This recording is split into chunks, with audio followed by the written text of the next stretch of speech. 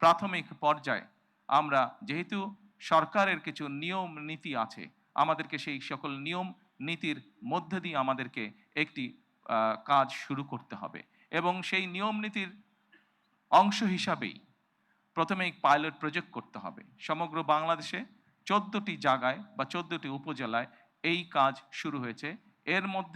এর ভেতরে এই মুহূর্তে প্রায় 37,000 নারী অংশগ্রহণ করছেন। আমাদের এই কড়াইল এলাকা, ভাসান্ত এলাকা এবং সাততলা, এই 3টি এলাকায় প্রায় 15,000 নারীকে এই কার্ডের সুবিধার আওতায় আজকে নিয়ে আসা হয়েছে। ইনশাল্লাহ আমি দৃঢ়ভাবে বিশ্বাস করি আমার সরকার পর্যায়ক্রমিকভাবে বাংলাদেশে যে 4 কোটি পরিবার রয়েছে, সেই 4 কোটি পরিবারের যারা নারী প্রধান, তাদের কাছে আগামী 5 বছরের মধ্যে ইনশাল্লাহ পর্যায়ক্রমিকভাবে সকলের কাছে আমরা এই ফ্যামিলি কার্ড নিয়ে যেতে সক্ষম হব ইনশাল্লাহ।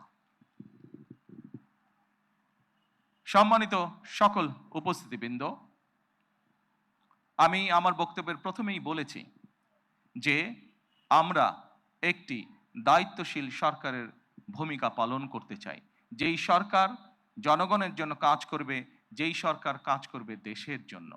আমরা জনগণের কাছে জবাবদিহি থাকতে চাই এবং তারই একটি অংশ হিসাবে আমাদের দল, বাংলাদেশ জাতীয়তাবাদী দল, নির্বাচনের পূর্বে আমরা বাংলাদেশের মানুষের কাছে প্রতিশ্রুতি দিয়েছিলাম, বাংলাদেশের নারী সমাজের কাছে প্রতিশ্রুতি দিয়েছিলাম যে বিএনপি সরকার গঠন করতে সক্ষম হলে আমরা এই ফ্যামিলি কার্ডের কাজ শুরু করব।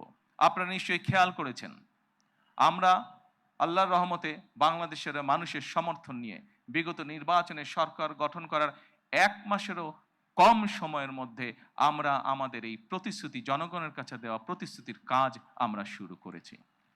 এবং শুধু এই প্রতিশ্রুতি নয়, আমরা আরও কিছু প্রতিশ্রুতি করেছিলাম, তার মধ্যে যেগুলো আমাদের প্রায়োরিটি প্রয়োজন ছিল, তার মধ্যে আরেকটি আছে কৃষক কার্ড।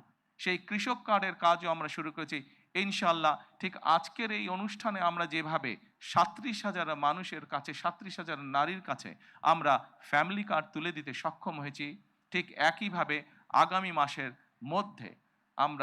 আগামী মাসের ভেতরে আমরা কৃষক ভাইদের কাছেও, বহু কৃষক ভাইদের কাছে আমরা কৃষক কার্ড তুলে দিতে সক্ষম হব ইনশাল্লাহ।